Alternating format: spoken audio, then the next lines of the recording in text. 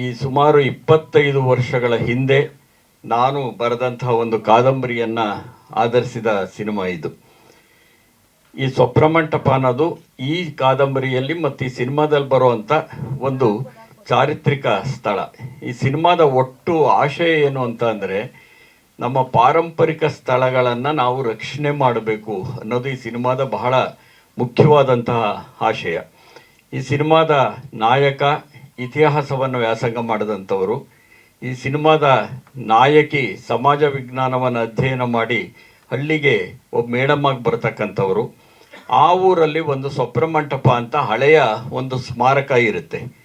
ಆ ಹಳೆಯ ಸ್ಮಾರಕ ಇದೆಯಲ್ಲ, ಅದು ಯಾಕೆ ಬಂತು, ಯಾಕೆ ಸ್ವಪ್ನಮಂಟಪ ಅಂತ ಹೆಸರಿಟ್ಟರು ಅದಕ್ಕೆ ಅನ್ನೋದನ್ನು ಚಿತ್ರದ ನಾಯಕ ಆ ಸಿನಿಮಾದಲ್ಲಿ ಹೇಳ್ತಾ ಹೋಗ್ತಾರೆ. ಆ ಹೇಳ್ತಾ ಹೋದಾಗಲೇ ಆ ಹಿಂದಿನ ಕತೆ ತೆರೆದುಕೊಳ್ಳುತ್ತೆ. ನೀವೀಗ ನೋಡಿದಾಗ ರಾಜ ರಾಣಿ ಇತ್ಯಾದಿ ಎಲ್ಲ ಬರ್ತಾರಲ್ಲ, ಆ ಕಥೆಗಳೆಲ್ಲ ಬರ್ತಾ ಹೋಗುತ್ತೆ. ಆ ಸಂದರ್ಭದ ಒಳಗಡೆ ಚಿತ್ರದ ನಾಯಕ ಒಂದು ಪಾತ್ರದ ಜೊತೆ ಗುರುತಿಸ್ಕೋತಾರೆ, ನಾಯಕಿ ಇನ್ನೊಂದು ಪಾತ್ರದ ಜೊತೆ ಗುರುತಿಸ್ಕೊಳ್ತಾರೆ. ಹೀಗಾಗಿ ವಿಜಯ ರಾಘವೇಂದ್ರ ಮತ್ತು ರಂಜಿನಿ ರಾಘವನ್ ಅವರು ದ್ವಿಪಾತ್ರದಲ್ಲಿ ಈ ಸಿನಿಮಾದಲ್ಲಿ ಅಭಿನಯಿಸಿದ್ದಾರೆ. ಅಂದರೆ ಈ ಕಾಲದ ಒಂದು ಸಾಮಾಜಿಕ ಬದುಕಿನ ವಿನ್ಯಾಸಗಳು, ಹಿಂದಿನ ಕಾಲದ ಚಾರಿತ್ರಿಕ ಸಂದರ್ಭದ ಒಂದು ಸ್ಮಾರಕಕ್ಕೆ ಸಂಬಂಧಪಟ್ಟಂತಹ ಕಥಾನಕ, ಇವೆರಡೂ ಸೇರಿದಂತಹ ಒಂದು ಕತೆ ಸ್ವಪ್ನಮಂಟಪ.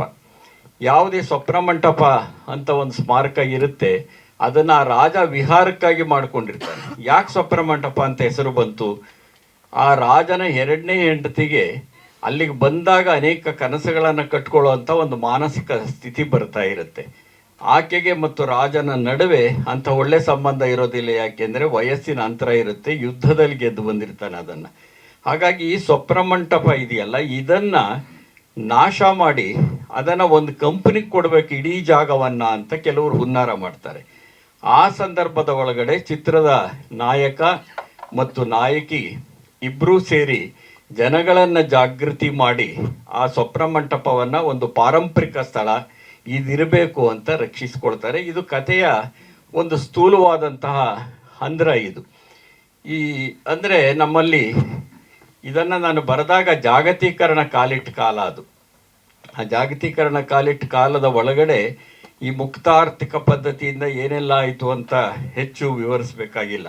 ಆಗ ಕಂಪ್ನಿಗಳು ಬಂದವು, ಅವು ಬರಬಾರದು, ಬರಬೇಕು ಇತ್ಯಾದಿ ಚರ್ಚೆ ಇಲ್ಲಿ ಬೇಡ. ಆದರೆ ನಮ್ಮ ಚಾರಿತ್ರಿಕ ಪ್ರಜ್ಞೆ ಇದೆಯಲ್ಲ, ಅದನ್ನು ನಾವು ಉಳಿಸ್ಕೊಳ್ಬೇಕು, ಪಾರಂಪರಿಕ ಸ್ಥಳಗಳನ್ನು ಉಳಿಸ್ಕೊಳ್ಬೇಕು ಅನ್ನುವಂಥ ಆಶಯವನ್ನು ಇಟ್ಕೊಂಡಿರೋ ಇದರಲ್ಲಿ ಇನ್ನೊಂದು ಪ್ರಜ್ಞೆ ಇದೆ, ಅದು ಮಹಿಳಾ ಪ್ರಜ್ಞೆ.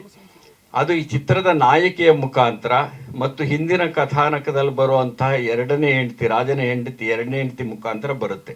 ಹೀಗಾಗಿ ಮಹಿಳಾ ಪ್ರಜ್ಞೆ ಮತ್ತು ಚಾರಿತ್ರಿಕ ಅಥವಾ ಇತಿಹಾಸದ ಪ್ರಜ್ಞೆ ಇವೆರಡೂ ಸೇರ್ಕೊಂಡಿರುವಂಥ ಒಂದು ಎರಡನ್ನು ಸೇರಿಸಿರುವಂಥ ಮಿಲನಗೊಂಡಿರ್ತಕ್ಕಂಥ ಒಂದು ಕಥಾನಕವನ್ನು ಇದ್ರ ಮುಖಾಂತರ ನಾವು ಕೊಡ್ತಿದ್ದೇವೆ. ಮತ್ತು ಇದನ್ನು ಸಾಧ್ಯವಾದಷ್ಟು ಜನಗಳಿಗೆ ಹೆಚ್ಚು ತಲುಪಬೇಕು ಅನ್ನುವಂಥ ಶೈಲಿಯಲ್ಲಿಯೇ ನಾನು ನಿರೂಪಿಸ್ತಾ ಬಂದಿದ್ದೇನೆ. ನಾನು ಕಲಾತ್ಮಕ ಚಿತ್ರಗಳ ಹೆಸರನ್ನು ಹೇಳ್ಕೊಂಡು ಬಂದಾಗಲೂ ಸಹ ನನ್ನ ಮೊದಲ ಚಿತ್ರದಿಂದಲೂ ನಾನು ಹಾಡುಗಳನ್ನು ಬಳಸಿದ್ದೇನೆ. ವಿಶೇಷವಾಗಿ ನನ್ನ ಎಲ್ಲ ಚಿತ್ರಗಳಲ್ಲೂ ಮುಖ್ಯವಾಹಿನಿಯ ಅನೇಕ ಕಲಾವಿದರು ವಿಜಯ ರಾಘವೇಂದ್ರ ಅವರೆಗೆ ಶಿವರಾಜ್ ಕುಮಾರಿಂದ ಹಿಡಿದು ಭಾಗವಹಿಸಿದ್ದಾರೆ. ಹಾಗಾಗಿ ನಮ್ಮ ಸಿನಿಮಾ ಇದೆಯಲ್ಲ, ಅದು ಜನಗಳಿಗೆ ಮುಟ್ಟಬೇಕು ಅನ್ನೋದು ಬಹಳ ಮುಖ್ಯವಾದ್ದು. ಈ ಸಿನಿಮಾ ಮಾಡುವಾಗ ನಾನು ಅಗತ್ಯವಾಗಿ ನಮ್ಮ ನಿರ್ಮಾಪಕರನ್ನು ಜ್ಞಾಪಿಸ್ಕೊಳ್ಬೇಕು. ನಾನು ಸಾಮಾನ್ಯವಾಗಿ ಏನು ಮಾಡ್ತೀನಿ ಅಂದರೆ, ಯಾರಾದರೂ ನಿರ್ಮಾಪಕರು ಬಂದಾಗ ಸಂಭಾವನೆ ಕೇಳೋದಿಲ್ಲ, ಸ್ವಾತಂತ್ರ್ಯ ಕೇಳ್ತೀನಿ. ನೀವು ಸ್ವಾತಂತ್ರ್ಯ ಕೊಡೋದಾದ್ರೆ ಮಾತ್ರ ನಾನು ಸಿನಿಮಾ ಮಾಡ್ತೀನಿ ಅಂತ. ಆ ಎಲ್ಲ ಸ್ವಾತಂತ್ರ್ಯವನ್ನು ಅವರು ಕೊಟ್ಟಿದ್ದಾರೆ. ಮತ್ತು ವಿಜಯ ರಾಘವೇಂದ್ರ ಅವರು ಬಹಳ ಸೊಗಸಾಗಿ ಅಭಿನಯಿಸೋದಷ್ಟಲ್ಲ, ಸೊಗಸಾಗಿ ಸಹಕಾರ ನೀಡಿದ್ದಾರೆ. ಈ ಮುಖ್ಯವಾಹಿನಿ ಕಲಾವಿದರುಗಳು ಸಹಕಾರ ನೀಡೋದಿದೆಯಲ್ಲ, ಅದೊಂದು ವಿಶೇಷ ಅಂತಲೇ ನಾನು ಭಾವಿಸ್ಕೊಂಡಿದ್ದೇನೆ. ತುಂಬ ಸಹಕಾರ ನೀಡಿದ್ದಾರೆ, ಚೆನ್ನಾಗಿ ಅದ್ಭುತವಾಗಿ ಅಭಿನಯ ಮಾಡಿದ್ದಾರೆ. ರಂಜಿನಿ ರಾಘವನ್ ಸಹ ಅವರು ಬರಬೇಕಾಗಿತ್ತು ಇವತ್ತು. ರಂಜಿನಿ ರಾಘವನ್ ಅವರು ನಿರ್ದೇಶಕರಾಗಿರೋದ್ರಿಂದ, ಅವ್ರ ಚಿತ್ರದ ಚಿತ್ರೀಕರಣದಲ್ಲಿ ತೊಡಗಿರೋದ್ರಿಂದ ಬರೋಕ್ಕಾಗ್ತಾ ಇಲ್ಲ. ನಮ್ಮ ಎಲ್ಲ ಕಲಾವಿದರು, ತಂತ್ರಜ್ಞರು ನನಗೆ ನೀಡಿರುವಂಥ ಸಹಕಾರವನ್ನು ಈ ಸಂದರ್ಭದಲ್ಲಿ ಜ್ಞಾಪಿಸ್ಕೊಳ್ತಾ, ಮಾಧ್ಯಮದ ಮಿತ್ರರು, ನಮ್ಮ ಸಿನಿಮಾಕ್ಕೆ ಇಲ್ಲಿವರೆಗೆ ಬಹುಶಃ ನಾನು ಪತ್ರಿಕಾಗೋಷ್ಠಿ ಮಾಡಿ ಅಭ್ಯಾಸ ಇರೋನಲ್ಲ, ನಿಜ ಹೇಳೋದಾದರೆ ಮಾಧ್ಯಮಗೋಷ್ಠಿ ಮಾಡಿ ಇರೋ ಇರೋನಲ್ಲ. ನಾನು ಸುಧೀಂದ್ರ ವೆಂಕಟೇಶ್ ಅವ್ರಿಗೆ ಒಂದಷ್ಟು ಸುದ್ದಿ ಕಳಿಸ್ತೀನಿ, ಅವ್ರ ಪತ್ರಿಕೆ ಕಳಿಸ್ತಾರೆ.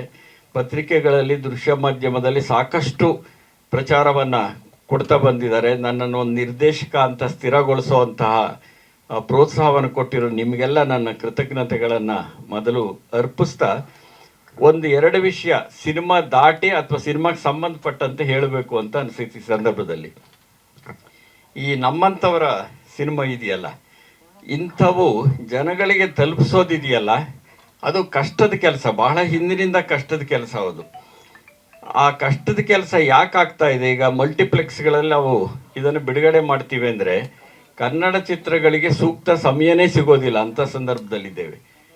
ಅದರ ಪ್ರವೇಶ ದರ ಬೇರೆ ಜಾಸ್ತಿ, ಅದನ್ನು ಕಡಿಮೆ ಮಾಡ್ತೀವಿ ಅಂತ ಮುಖ್ಯಮಂತ್ರಿಗಳು ನಾನೇ ಒಂದು ಸಮಾರಂಭದಲ್ಲಿ ನಾನೇ ಪ್ರಸ್ತಾಪ ಮಾಡಿದಾಗ ಅದನ್ನು ಒಪ್ಕೊಂಡಿದ್ರು. ಈಗ ಮಾಡಿದ್ದಾರೆ, ಆದರೆ ಜಾರಿಗೆ ಬಂದಿಲ್ಲ. ಅದು ಒಂದು ಕಡೆ. ಇನ್ನೊಂದು, ಈ ರೀತಿಯ ಚಿತ್ರಗಳನ್ನು ಜನಗಳಿಗೆ ತಲುಪಿಸ್ಬೇಕಾದ್ರೆ ನಾವು ನಗರಗಳಲ್ಲಿ ಇರ್ತಕ್ಕಂಥ ಬರೀ ಮಲ್ಟಿಪ್ಲೆಕ್ಸ್ಗಳನ್ನು ನಂಬ್ಕೊಂಡಿದ್ರೆ ಸಾಲದು. ಹೀಗಾಗಿ ನಾನೇನು ಮಾಡಿದೆ, ನನ್ನ ನಿರ್ದೇಶನದ ಅನೇಕ ಸಿನಿಮಾಗಳನ್ನು ಸಮುದಾಯದತ್ತ ಸಿನಿಮಾ ಎನ್ನುವ ಪರಿಕಲ್ಪನೆಯಲ್ಲಿ ಚಿತ್ರಯಾತ್ರೆಯನ್ನು ಮಾಡಿ ರಾಜ್ಯದ 100 ಊರುಗಳಲ್ಲಿ ಅದರ ಪ್ರದರ್ಶನ ಮಾಡಿದ್ವಿ. ಅಂದರೆ ಮೊದಲೇ ನಮ್ಮ ಸ್ನೇಹಿತರು ಕೂಪನ್ ಮಾಡಿ ಅದನ್ನು ಮಾರಾಟ ಮಾಡಿ ಹೇಗೆ ಇಲ್ಲಿ ಚಿತ್ರಮಂದಿರದಲ್ಲಿ ಬಿಡುಗಡೆ ಆಗುತ್ತೋ ಹಾಗೆ ನಾನು ಪರ್ಯಾಯ ಬಿಡುಗಡೆ ಅಂತಲೇ ಒಂದು ಮಾಡಿದ್ದುಂಟು. ಇದು ಆ ಪರ್ಯಾಯ ಬಿಡುಗಡೆಯ ಮುಖಾಂತರವಾಗಿ ಈ ರಾಜ್ಯದ ಅನೇಕ ಊರುಗಳಿಗೆ ನಮ್ಮ ಸಿನಿಮಾಗಳನ್ನು, ನನ್ನ ನಿರ್ದೇಶನ ಸಿನಿಮಾಗಳನ್ನು ನಾವು ತಲುಪಿಸಿದ್ದೇವೆ. ಅದರ ಬಗ್ಗೆ ಚರ್ಚೆ ಮಾಡಿದ್ದೇವೆ. ಅದು ಎಲ್ರಿಗೂ ಎಲ್ಲ ಕಾಲಕ್ಕೂ ಸಾಧ್ಯವಾಗುವಂಥದ್ದು ಅಲ್ಲ ಅದು. ಆದರೆ ಈ ಸಿನಿಮಾಕ್ಕೆ ನಮ್ಮ ನಿರ್ಮಾಪಕರು ಮನಸ್ಸು ಮಾಡಿ ಬಿಡುಗಡೆಯ ಭಾಗ್ಯವನ್ನು, ಈ ಭಾಗ್ಯಗಳ ಸಂದರ್ಭದಲ್ಲಿ ಇದೀವಲ್ಲ ನಾವು, ಹಾಗಾಗಿ ನನ್ನ ಸಿನಿಮಾಕ್ಕೂ ಇವಾಗ ಇದೊಂದು ಮುಖ್ಯ ಚಿತ್ರಮಂದಿರಗಳಲ್ಲಿ ಬಿಡುಗಡೆಯ ಭಾಗ್ಯ ದೊರಕ್ತಾ ಇದೆ. ಆದರೆ ಸರ್ಕಾರ ಏನು ಮಾಡಬೇಕು ಅಂತ ಅಂದರೆ ಮಿನಿ ಚಿತ್ರಮಂದಿರಗಳನ್ನು ನಿರ್ಮಾಣ ಮಾಡಬೇಕು ಅನ್ನೋದು ಬಹಳ ದಿನಗಳ ನನ್ನ ಒತ್ತಾಯ. ಇದನ್ನು ಒಂದು ಸಮಾರಂಭದಲ್ಲಿ ಮುಖ್ಯಮಂತ್ರಿಗಳ ಎದುರಿಗೇನೆ ನಾನು ಭಾಷಣ ಮಾಡ್ತಾ ಹೇಳಿದಾಗ ಬಹಳ ಸ್ಪಷ್ಟವಾಗಿ ಅವರು ಆಶ್ವಾಸನೆ ಕೊಟ್ಟರು, ಈ ಬಜೆಟ್ಗಿಂತ ಮುಂಚೆ ಮಾಡೇ ಮಾಡ್ತೀವಿ ಅಂತ. ನನ್ನ ಒತ್ತಾಯ ಏನಾಗಿತ್ತು ಅಂದರೆ, ಬಹಳ ಹಿಂದೆ ಈ ಮಿನಿ ಚಿತ್ರಮಂದಿರ, ಜನತಾ ಚಿತ್ರಮಂದಿರ ಅಂತ ಕರೀತಿದ್ರು, ಮಾಡೋದಾದರೆ ಸರ್ಕಾರ 50 ಲಕ್ಷ ರೂಪಾಯಿ ಸಹಾಯಧನ ಕೊಡುತ್ತೆ, ಉಳಿದಿದ್ದು ನೀವು ಹಾಕ್ಕೊಂಡು ಮಾಡಬಹುದು ಖಾಸಗಿಯವರು ಅಂತ ಹೇಳಿದರು. ಅದು ಜಾರಿಗೆ ಬರೋಕ್ಕಾಗಲೇ ಇಲ್ಲ.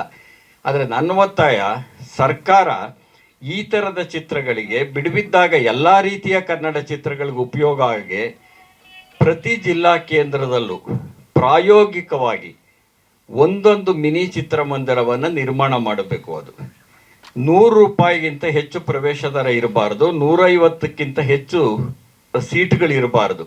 ಅಂಥ ಮಿನಿ ಚಿತ್ರಮಂದಿರವನ್ನು ನಿರ್ಮಾಣ ಮಾಡೋದಕ್ಕೆ ನಿವೇಶನಕ್ಕೂ ಹುಡುಕಬೇಕಾಗಿಲ್ಲ. ಯಾಕೆಂದರೆ ಸರ್ಕಾರವೇ ನಿರ್ಮಾಣ ಮಾಡಿರುವಂಥ ರಂಗಮಂದಿರಗಳೇನಿವೆ ಬಹಳ ದೊಡ್ಡ ಆವರಣವನ್ನು ಹೊಂದಿವೆ, ಅಲ್ಲಿ ಅದನ್ನು ಮಾಡೋಕ್ಕೆ ಸಾಧ್ಯ.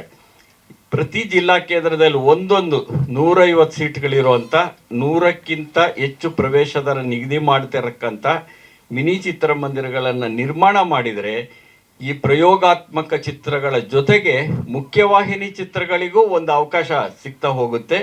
ಕನ್ನಡ ಚಿತ್ರರಂಗದಲ್ಲಿ ಜನ ನೋಡಲ್ಲ ಅನ್ನೋದಲ್ಲ, ಜನಗಳ ಹತ್ರ ನಾವು ತಗೊಂಡೋಗ್ಬೇಕಾಗಿದೆ ಇವತ್ತು ಸಿನಿಮಾಗಳನ್ನು.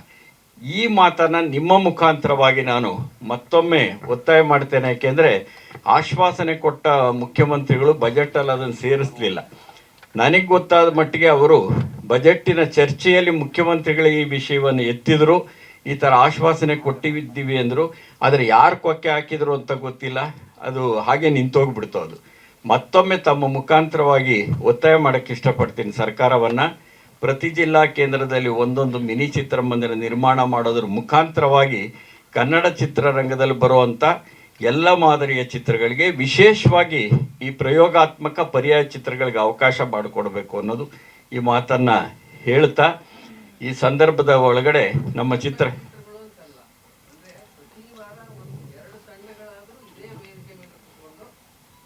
ಅದೇ ನಾನು ಕಲಾತ್ಮಕ ಚಿತ್ರಗಳಿಗೆ ಆದ್ಯತೆಯನ್ನು ಕೊಡ್ತಾ ಎಲ್ಲ ರೀತಿಯ ಚಿತ್ರಗಳು ಅಂತ ಹೇಳಿದೆ. ಆಮೇಲೆ ನಾನು ವ್ಯಾಪಾರಿ ಅನ್ನೋ ಪದ ಬಳಸಲ್ಲ, ಮುಖ್ಯವಾಹಿನಿ ಚಿತ್ರಗಳು ಅಂತಲೇ ಕರಿತೀನಿ. ಎಲ್ಲ ಚಿತ್ರಗಳು ಕನ್ನಡ ಸಿನಿಮಾಗಳು, ಒಬ್ಬೊಬ್ಬರು ಒಂದೊಂದು ಶೈಲಿಲಿ ಮಾಡ್ತಾರೆ. ಕಲಾತ್ಮಕ ಚಿತ್ರ ಮಾಡ್ತಿದ್ದೀವಿ ಅಂಥೇಳಿ ನಾವು ಮುಖ್ಯವಾಹಿನಿ ಚಿತ್ರಗಳಿಗೆ ವಿರೋಧ ಮಾಡಬೇಕಾಗಿಲ್ಲ. ಮುಖ್ಯವಾಹಿನಿ ಚಿತ್ರಗಳು ಒಂದು ಉದ್ಯಮಕ್ಕೆ ಅನುಕೂಲ ಮಾಡಿಕೊಡುತ್ತವೆ. ಎಲ್ಲೆಲ್ಲಿ ಬಂಡವಾಳ ತೊಡಗುತ್ತೋ ಅದೆಲ್ಲವನ್ನೂ ಉದ್ಯಮವೇನೇನೆ.